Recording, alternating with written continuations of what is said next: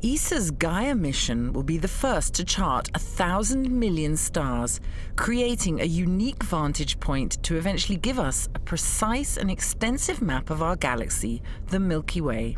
Using astrometry, the science of measuring the positions of celestial objects, Gaia will conduct a massive census of over 1 billion stars in our galaxy, monitoring each of its target stars about 70 times over a 5-year period.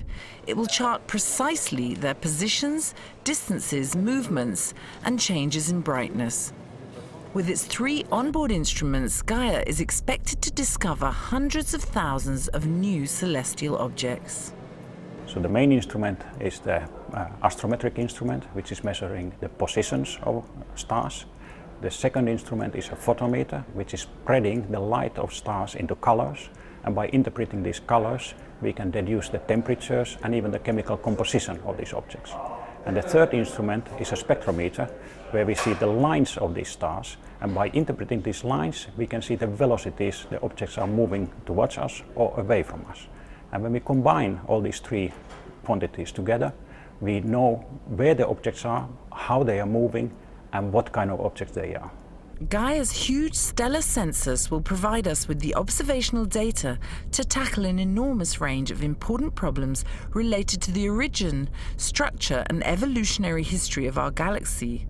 It will do this with incredible precision, building on the principles of ESA's previous astrometry mission, Hipparcos.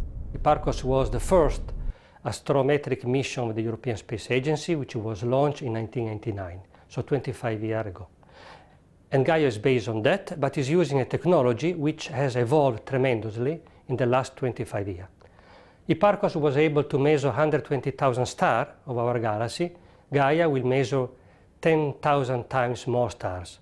Hipparcos was measuring at the accuracy of 1 milliarc second, and Gaia will measure with an accuracy of the order of microarc second, which is equivalent to measure the size of a human hair from 1,000 kilometers away. Gaia's expected scientific harvest is of almost inconceivable extent and implication. But who's going to deal with this huge amount of data? On an average day, we are going to have 400 million measurements. And in order to make sense out of this, we have a consortium of 500 astronomers and engineers in Europe who are going to look into this data and make catalogs available for all astronomers to use for their research. This massive amount of new information gathered by Gaia will impact on many areas of astronomy, from the study of dark matter to the discovery of many thousands of planets in orbit around other stars.